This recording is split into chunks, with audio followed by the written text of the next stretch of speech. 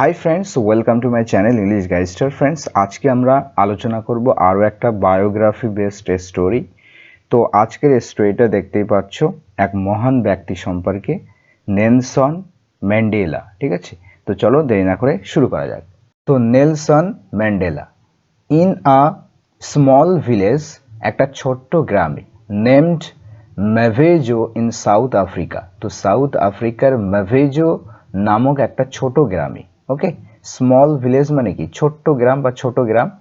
তো গ্রামে নেমড এর সম্পর্কে বলা হচ্ছে, ঠিক আছে, নেমড অর্থাৎ এখানে কিন্তু V3 অ্যাডজেক্টিভ হিসাবে ইউজ হয়েছে।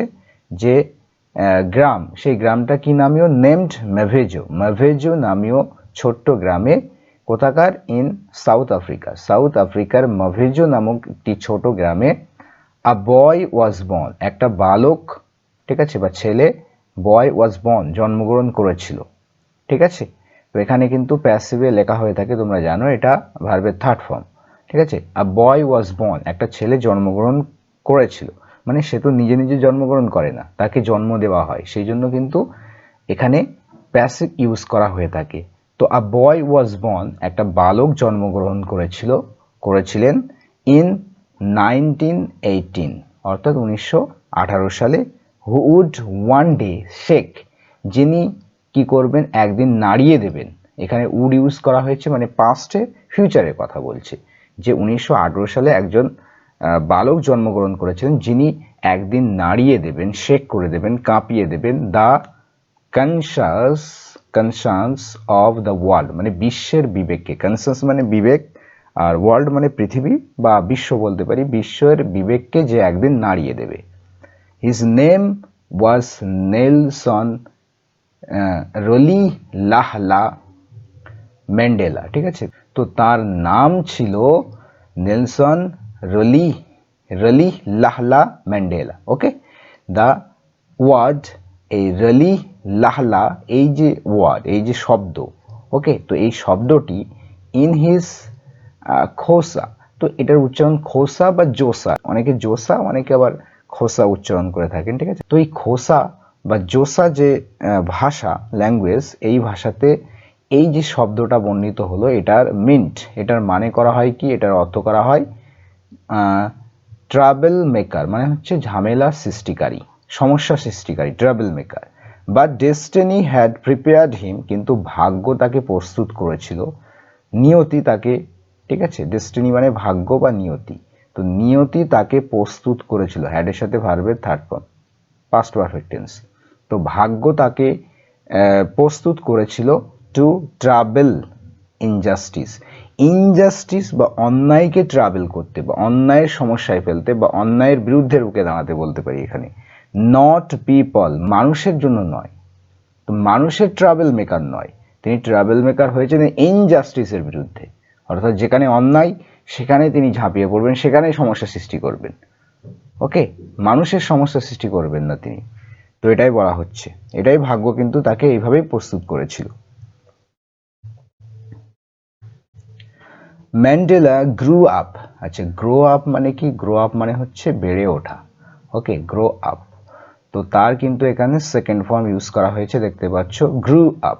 ম্যান্ডেলা বেড়ে উঠেছিল, বড় হয়ে উঠেছিলেন in a traditional Thembu family, একটা ঐতিহ্যবাহী থেম্বু পরিবারে। ঠিক আছে, থেম্বু একটা পরিবারের নাম। ট্র্যাডিশনাল বা ঐতিহ্যবাহী থেম্বু পরিবারে ম্যান্ডেলা বেড়ে উঠেছিলেন ফ্রম হিজ আর্লি ইয়ার্স, অর্থাৎ তার প্রাথমিক বছরগুলোতে, মানে তার যে প্রথমে শুরুর দিকের বা ছোটবেলায় বলতে পারি, শৈশবকাল থেকেই হি উইটনেসড, তিনি সাক্ষী থেকেছেন বা তিনি দেখেছেন the harsh reality of racial discrimination, অর্থাৎ এই বর্ণ যে বৈষম্য, ডিসক্রিমিনেশন মানে বৈষম্য, এখানে বলতে পারি যে বর্ণ বিভেদ, এটার যে বাস্তবতা, হার্শ রিয়েলিটি বা কঠোর বাস্তবতা তিনি কিন্তু দেখেছেন ছোটবেলা থেকেই।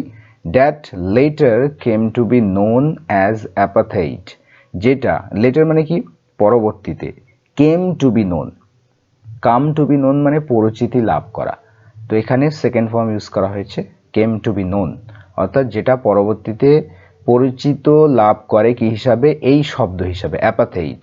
অ্যাপাথাইট মানেই বর্ণপ্রথা বা বর্ণ বৈষম্য, ঠিক আছে।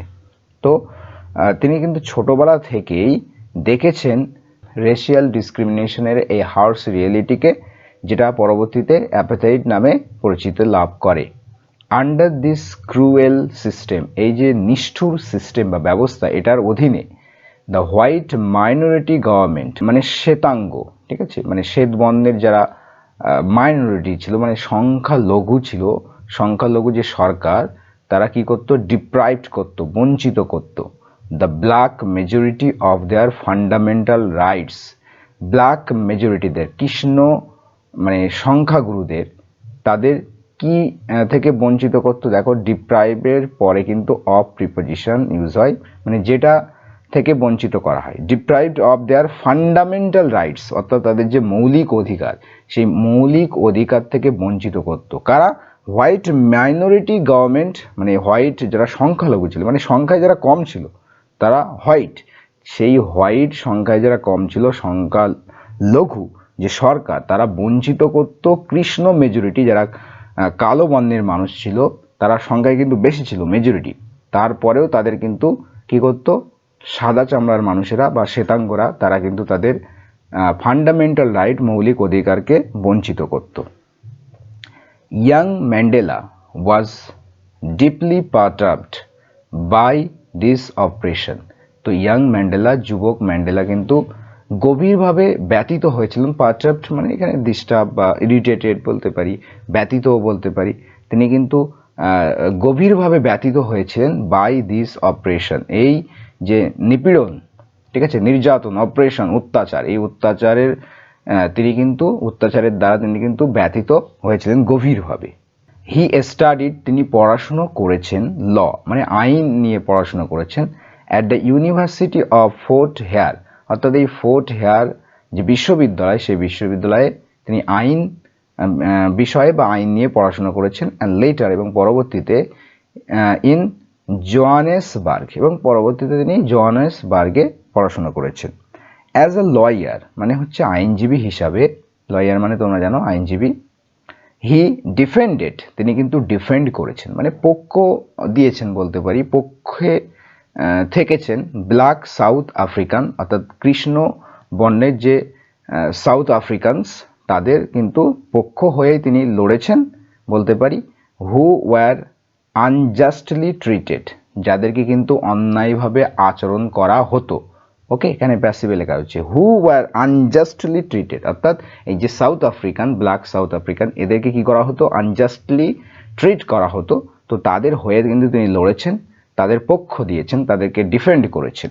গ্র্যাজুয়ালি মানে ধীরে ধীরে, হি বিকেম, তিনি হয়ে উঠেছেন অ্যান অ্যাক্টিভ মেম্বার, একজন সক্রিয় সদস্য, কিসের, of the African national Congress, ANC, অর্থাৎ আফ্রিকান যে ন্যাশনাল যে কংগ্রেস, তার একজন সক্রিয় কিন্তু মেম্বার হয়ে উঠেছেন তিনি ধীরে ধীরে, ঠিক আছে, গ্র্যাজুয়ালি।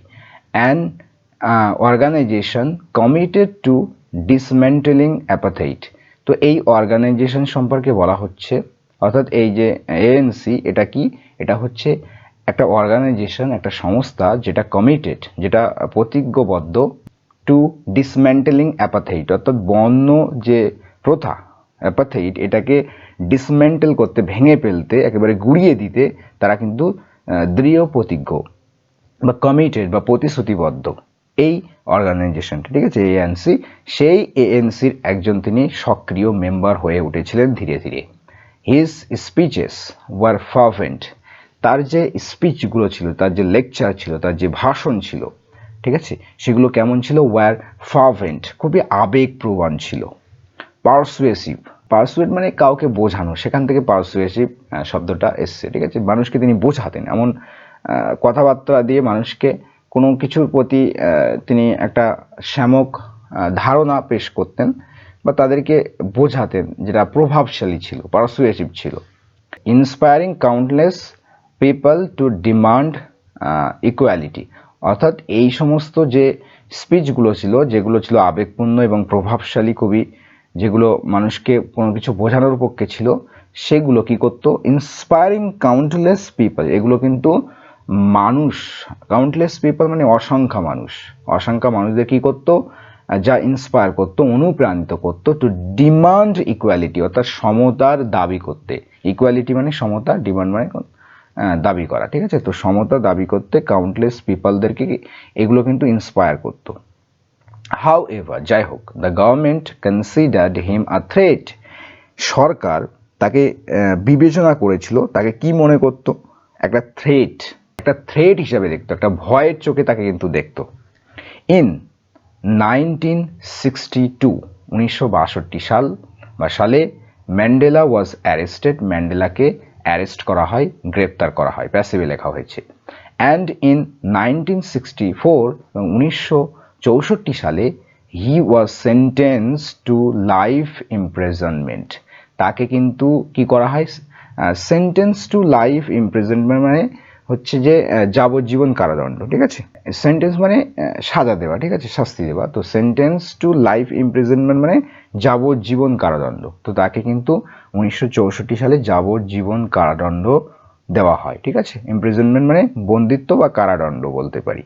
আচ্ছা, ডিউরিং দ্য ফেমাস রিভোনিয়া ট্রায়াল, তো সেই সময় তার যে ট্রায়াল হয়েছিল, রিভোনিয়া ট্রায়াল, সেই সময়ে যেটা কিন্তু খুবই বিখ্যাত ছিল, ফেমাস, তো সেই সময়ে তিনি ডেলিভার করেছিলেন আ হিস্টোরিক স্পিচ, একটা ঐতিহাসিক কিন্তু লেকচার দিয়েছিলেন, একটা বক্তব্য রেখেছিলেন, ঠিক আছে। ডেলিভার লেকচার বা স্পিচ মানে বক্তব্য প্রদান করা, ঠিক আছে। তো তিনি একটা ঐতিহাসিক বক্তব্য প্রদান করেছিলেন, declaring that he was prepared to die, এই ঘোষণা করে যে, ডিক্লেয়ারিং দ্যাট, এই ঘোষণা করে যে, he was prepare to die, যে তিনি মরতে প্রস্তুত আছেন, for the ideal of a democratic and free society, আইডিয়ালের জন্য, আদর্শের জন্য, কিসের আদর্শ, of a democratic and free society, democratic মানে গণতান্ত্রিক, ফ্রি সোসাইটি অর্থাৎ যেটা মুক্ত সমাজ, স্বাধীন সমাজ, গণতান্ত্রিক এবং মুক্ত সমাজের আদর্শের জন্য তিনি মরতে প্রস্তুত। This statement epitomized his unwavering commitment to justice. ওকে, তো এই যে স্টেটমেন্ট, এই যে বিবৃতি বা এই যে বক্তব্য, এপিটোমাইজড মানে কি, এটা প্রতীক হিসাবে প্রতীক হয়ে আছে। এপিটোমাইজ করা মানে কোনো কিছু প্রতীক হিসেবে থাকা, ঠিক আছে। তো এই স্টেটমেন্টটা একটা প্রতীক হিসাবে গড়ে ওঠে, হিজ আনওয়েভারিং কমিটমেন্ট, যেটা হচ্ছে তার অটল যে প্রতিজ্ঞা, ঠিক আছে, কমিটমেন্ট টু জাস্টিস অর্থাৎ ন্যায় বিচারের প্রতি, ন্যায় বিচারের প্রতি তার যে একটা কমিটমেন্ট, যেটা কিন্তু আনওয়েভারিং, যেটা ওয়েভার হবে না, যেটা একেবারে নড়বে না, অনড় বা বলতে পারি অটল, তার যে অটল কমিটমেন্ট জাস্টিসের প্রতি, এটা কিন্তু এই স্টেটমেন্টের দ্বারাই কিন্তু এপিটোমাইজড হয়, অর্থাৎ এই স্টেটমেন্টই বলে দেয় তার যেই unwavering commitment to justice. Mandela spent 27 long years, spend মানে খরচ করা বা কাটানো, ঠিক আছে, এখানে কাটানো অর্থে ইউজ করা হয়েছে, ঠিক আছে, তার সেকেন্ড ফর্ম স্পেন্ট। তো ম্যান্ডেলা কাটিয়েছেন 27 বছর, দীর্ঘ 27 বছর, কোথায়, ইন প্রিজন, জেলখানায়, জেলে তিনি বন্দী ছিলেন দীর্ঘ 27 বছর, মোস্টলি অন রোবেন আইল্যান্ড, বেশিরভাগটাই রোবেন আইল্যান্ডে। ওকে, দ্য কন্ডিশনস ওয়ার অস্টেয়ার, তো এখানকার যে কন্ডিশন, যে পরিস্থিতি, সেগুলো কিন্তু ছিল খুবই কঠোর, অস্টেয়ার ছিল, অ্যান্ড ডিহিউম্যানাইজিং, এবং যেটা অমানবিক ছিল, যেটা ডিহিউম্যানাইজিং ছিল, অমানবিক ছিল যেখানকার কন্ডিশনগুলো সেই জেলখানার। ইয়েট, তথাপি, he did not succumb two despair, ঠিক আছে। তো তথাপি তিনি কিন্তু সাকাম টু সামথিং মানে কোনো কিছুর প্রতি পরাস্ত হওয়া বা কোনো কিছুর প্রতি হার স্বীকার করে নেওয়া। তো yet he did not succumb two despair, তথাপি তিনি হতাশার কাছে পরাস্ত হননি, ঠিক আছে। ইনস্টিড, বরং বা পরিবর্তে কি হয়েছে দেখো, হি কাল্টিভেটেড পেশেন্স, তিনি কিন্তু কাল্টিভেট করেছেন পেশেন্স, অর্থাৎ পেশেন্স গড়ে তুলেছেন, ধৈর্য তিনি গড়ে তুলেছেন, রেজিলিয়েন্স একটা যে মানসিক যে দৃঢ়তা, ওকে, কোনো কিছুর প্রতি একটা যে রেজিলিয়েন্স থাকা, মানসিক দৃঢ়তা, এটা তিনি গড়ে তুলেছেন, অ্যান্ড ফরগিভনেস, এবং তিনি ক্ষমাশীলতা গড়ে তুলেছেন পরিবর্তে, ঠিক আছে। ইভেন ইন কনফাইনমেন্ট, এমনকি বন্দি দশাতেও, বন্দিত্বের মধ্যেও, he became a symbol of hope and resistance, তিনি একটা প্রতীক হয়ে উঠেছেন। হি বিকেম আ সিম্বল, তিনি একটা প্রতীক হয়ে উঠেছেন কিসের? অফ হোপ, আশার, অ্যান্ড রেজিস্ট্যান্স, এবং প্রতিরোধের, আশা এবং প্রতিরোধের তিনি একটা সিম্বল বা প্রতীক হয়ে উঠেছেন। In 1990, 1919 সালে, due to immense international pressures and internal unrest, Mandela was finally released. তো ডিউ টু মানে কারণে, কিসের কারণে? Immense international pressure.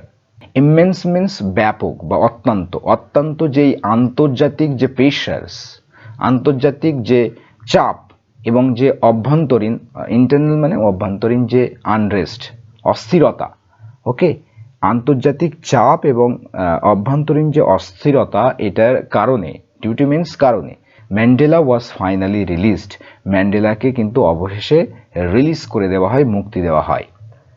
Okay, the world watched in awe as he walked out of the prison with dignity, not bitterness.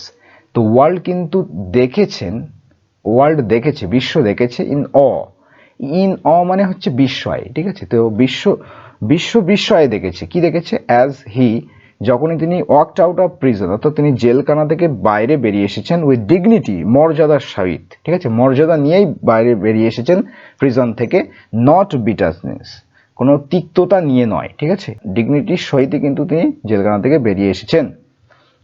Rather than seeking revenge, rather than মানে হচ্ছে পরিবর্তে বলতে পারি, অর্থাৎ প্রতিশোধ নেওয়ার পরিবর্তে, ঠিক আছে, সিক রিভেঞ্জ মানে প্রতিশোধ চাওয়া বা প্রতিশোধ নেওয়া, তো প্রতিশোধ নেওয়ার পরিবর্তে হি অ্যাডভোকেটেড রিকনসিলিয়েশন, তিনি কিন্তু কিসের কথা বলেছেন, কিসের পক্ষ নিয়েছেন? পুনর্মিলনের, ঠিক আছে, অ্যাডভোকেট করা এখানে মানে পক্ষ নেওয়া অর্থ আমরা করতে পারি, সমর্থন করা, তো তিনি কিন্তু পুনর্মিলনের সমর্থন করেছেন, রিকনসিলিয়েশন বা বলতে পারি যে পুনর্মিলন, তার কিন্তু পক্ষ নিয়েছেন। হিজ ম্যাগনানিমিটি, তার যেই মহানুভবতা, ম্যাগনানিমিটি, তার যেই বড় হৃদয়ের যে মানুষ তিনি, এটা কিন্তু অ্যাস্টোনিশড ইভেন হিজ অ্যাডভাইজারিস, এটা অবাক করে দিয়েছিল, বিস্মিত করে দিয়েছিল, অ্যাস্টোনিশ করে দিয়েছিল ইভেন হিজ অ্যাডভাইজারিস, এমনকি তার যে প্রতিপক্ষ তাদেরকেও কিন্তু এই যে মহানুভবতা, তার যেই ম্যাগনানিমিটি, এটা কিন্তু অ্যাস্টোনিশ করে দিয়েছিল, তাদেরকে হতবাক করে দিয়েছিল, অবাক করে দিয়েছিল। In 1994, 1994 সালে, south Africa held its first democratic election in which citizens of all races could vote. তো 1994 সালে সাউথ আফ্রিকা কিন্তু প্রথম যে ডেমোক্রেটিক ইলেকশন হয়, ঠিক আছে, অনুষ্ঠিত হয়, হোল্ড এর সেকেন্ড ফর্ম, ঠিক আছে, হোল্ড ইলেকশন মানে ইলেকশন হওয়া, মানে ভোট হওয়া যেটাকে বলা হয়, ঠিক আছে, নির্বাচন হওয়া। তো এটার যে মানে সাউথ আফ্রিকার যে প্রথম যে গণতান্ত্রিক ভোট অনুষ্ঠিত হয়েছিল এত সালে, ইন হুইচ, যাতে, citizens of all races could vote, যাতে মানে সমস্ত প্রকারের যে বর্ণ, রেস, তাদের যে citizens of all races could vote, সমস্ত বর্ণের নাগরিক ভোট দিতে পারত। এই যে 1994-এ যে সাউথ আফ্রিকার প্রথম ইলেকশন হয়েছিল, এই ইলেকশনে অল রেসেস অফ সিটিজেন কিন্তু ভোট দিতে পেরেছিল। Nelson Mandela was elected as the first black president of South Africa. Nelson Mandela কিন্তু ইলেক্ট হয়েছিলেন, নির্বাচিত হয়েছিলেন as the first black president of South Africa. South আফ্রিকার প্রথম কৃষ্ণ বর্ণের কিন্তু প্রেসিডেন্ট হয়ে উঠেছিলেন, তিনিই ছিলেন কিন্তু সাউথ আফ্রিকার প্রথম কৃষ্ণ বর্ণের president. His presidency marked the dawn of a new era. তার যে রাষ্ট্রপতিত্ব, প্রেসিডেন্সি, মার্কড করেছিল, এটা চিহ্নিত করে দ্য ডন মানে ভোরবেলা, অফ আ নিউ এরা, একটা নতুন যুগের, অর্থাৎ এক কথায় তার যেই যে প্রেসিডেন্সি, তার যেই রাষ্ট্রপতিত্ব, এটা কিন্তু একটা নতুন যুগের সূচনা করেছিল। হি ওয়ার্কড, তিনি কাজ করেছিলেন, টায়ারলেসলি অর্থাৎ ক্লান্তহীনভাবে, নিরলসভাবে কাজ করেছিলেন, টু ইউনাইট আ ফ্র্যাকচার্ড নেশন, অর্থাৎ একটা ফ্র্যাকচার্ড বা বলতে পারি বিভক্ত যে একটা জাতি, দেশ, এই দেশকে ইউনাইট করতে তিনি কিন্তু টায়ারলেসলি, ক্লান্তহীনভাবে কাজ করেছিলেন। And to eradicate the vestiges of apartheid, এবং যে এই বন্য প্রথা, এই বন্য প্রথার যে অবশিষ্টাংশ ছিল ভেস্টিজেস, এটাও নির্মূল করতে, এটাও এরাডিকেট করতে তিনি কিন্তু কঠোর বা টায়ারলেসলি ওয়ার্ক করেছেন, কাজ করেছেন। Mandela's life is a testament to moral courage. ম্যান্ডেলার যে জীবন, এটা কিন্তু একটা জ্বলন্ত দৃষ্টান্ত, একটা টেস্টামেন্ট টু মরাল কারেজ, নৈতিক সাহস, পার্সিভারেন্স, অধ্যবসায়, অ্যান্ড কম্পেশনস, এবং সহানুভূতির, এগুলো কিন্তু একটা জ্বলন্ত উদাহরণ, অজ্বলন্ত দৃষ্টান্ত তার যেই জীবনটা, ঠিক আছে। হি ডেমনস্ট্রেটেড, তিনি দেখিয়েছেন, প্রদর্শন করেছেন, that true leadership lies not in dominations but in service. তিনি দেখিয়েছেন যে প্রকৃত যে লিডারশিপ, প্রকৃত নেতৃত্ব, লাইজ, এটা রয়েছে কোথায়? নট ইন ডমিনেশন, এটা ডমিনেশনে নেই, বা এটা কারোর উপর প্রভাব বিস্তার করা, আধিপত্য কায়েম করা কারোর উপরে, এটাতে নেই। কিন্তু ট্রু লিডারশিপ এটার মধ্যে নেই, এটার মধ্যে নিহিত নেই। কিসের মধ্যে নিহিত রয়েছে? বাট ইন সার্ভিস, সেবায় নিহিত রয়েছে। His Legacy continues to eliminate, অর্থাৎ তার যেই লিগাসি, তার যেই উত্তরাধিকার, এটা কিন্তু আলোকিত করে চলেছে। কন্টিনিউস টু ইলিমিনেট, অর্থাৎ আলোকিত করে চলেছে। ইলিমিনেট করা মানে আলোকিত করা। The path, okay, the path of justice and equality, অর্থাৎ এই যে জাস্টিস, ন্যায় বিচার, এবং যে সমতা, ইকুয়ালিটি, এটার যে পথ, এই পথটাকে কি করে চলেছে? আলোকিত করে চলেছে অ্যাক্রস দ্য গ্লোব, বিশ্বজুড়ে। এখানে গ্লোব বলতে আর্থ বা ওয়ার্ল্ড, ঠিক আছে, বিশ্বজুড়ে। বিশ্বজুড়ে কিন্তু ন্যায় বিচার ও সমতার যে পথ, এটা কিন্তু তার লিগাসি এখনো পর্যন্ত কি করে চলেছে? আলোকিত করে চলেছে। হি পাস্ট অ্যাওয়ে, পাস অ্যাওয়ে মানে কি? মারা যাওয়া। তিনি মারা যান ইন 2013, ওকে, 2013 সালে। But is ideals remain immortal, কিন্তু তার এই যে আদর্শ, এটা রয়েছে, রিমেন ইমমর্টাল, অমর হয়ে রয়েছে, তার আদর্শ অমর হয়ে রয়েছে। Nelson Mandela proved, Nelson Mandela প্রমাণ করেছেন, that even after decades of suffering, যে দশকব্যাপী, ঠিক আছে, দশকব্যাপী সাফারিং করা, ভোগান্তির পরেও, a heart can choose forgiveness over hatred, একটা হৃদয় চুজ করতে পারে, নির্বাচন করতে পারে, বেছে নিতে পারে ক্ষমাটাকে, ফরগিভনেসটাকে, ক্ষমাটাকে বেছে নিতে পারে ওভার হেট্রেড, ঘৃণার উপরে, অর্থাৎ ঘৃণাকে বাদ দিয়ে ক্ষমাটাকে বেছে নিতে পারে। অ্যান্ড হোপ ওভার ডেসপেয়ার, অর্থাৎ হতাশাকে বাদ দিয়ে বা হতাশার উপর আশাকে বেছে নিতে পারে, ঠিক আছে, হতাশাকে বাদ দিয়ে আশাটাকে বেছে নিতে পারে একটা হৃদয়।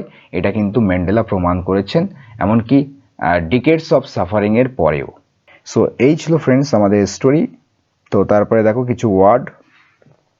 কনশাস মানে বিবেক, তোমরা জানো, ডেস্টিনি নিয়তি বা ভাগ্য। ডিসক্রিমিনেশন বৈষম্য। অ্যাপাথাইট বৈষম্যের যে সরকারি নীতি বলতে পারি যেটা। ডিপ্রাইভ করা মানে কি? বঞ্চিত করা। ফান্ডামেন্টাল মৌলিক। পার্ট অফ মানে ব্যতীত, বিচলিত। অপারেশন মানে হচ্ছে নিপীড়ন। ওকে। ডিসমেন্টেল মানে যেটা ভেঙে দেওয়া, বিলুপ্ত করা। ফার্ভেন্ট মানে উৎসাহী, আবেগপূর্ণ। পারসুয়েসিভ প্রভাবশালী। এপিটোমাইজ মানে প্রতীকীভাবে প্রকাশ করা। আনওয়েভারিং অটল। অস্টেয়ার কঠোর বা অনাড়ম্বর। ডিহিউম্যানাইজিং মানে অমানবিক, ঠিক আছে, হিউম্যানাইজিং মানে অমানবিক। সাকাম মানে পরাস্ত হওয়া। রেজিলিয়েন্স মানে স্থিতি স্থাপকতা, মানসিক দৃঢ়তা। কনফাইনমেন্ট মানে বন্দিত্ব বা কারাবাস। ম্যাগনানিমিটি মহানুভবতা। অ্যাডভাইজারিস মানে হচ্ছে প্রতিপক্ষ। রিকনসিলিয়েশন মানে হচ্ছে পুনর্মিলন, ঠিক আছে, রিকনসিলিয়েশন মানে পুনর্মিলন। ফ্র্যাকচার্ড বিভক্ত। এরাডিকেট নির্মূল করা। ভেস্টিজেস অবশিষ্টাংশ। পার্সিভারেন্স মানে অধ্যবসায়। আর কম্পেশন মানে কি? সহানুভূতি। ইমমর্টাল অমর। সো ফ্রেন্ডস, এই ছিল আজকের স্টোরি। আশা করি তোমাদের বুঝতে অসুবিধা হয়নি। একটু অ্যাডভান্সড ওয়ার্ড কিছু ছিল এই স্টোরির মধ্যে। আশা করি তোমাদেরকে যথাসাধ্য বোঝানোর চেষ্টা করেছি। তো নেক্সট ক্লাসে আবারও কিন্তু এরকম কোনো স্টোরি নিয়ে দেখা হচ্ছে। আর এরপরে তোমরা বায়োগ্রাফি বেসড আর কার স্টোরি চাও সেটা কিন্তু কমেন্টে অবশ্যই জানিও, তাহলে তার উপরে কিন্তু পরবর্তী ভিডিও নিয়ে আসবো। তো নেক্সট ভিডিওতে দেখা হচ্ছে। ততক্ষণের জন্য সবাই ভালো থেকো, সুস্থ থেকো। Thank you friends for watching this video till the and.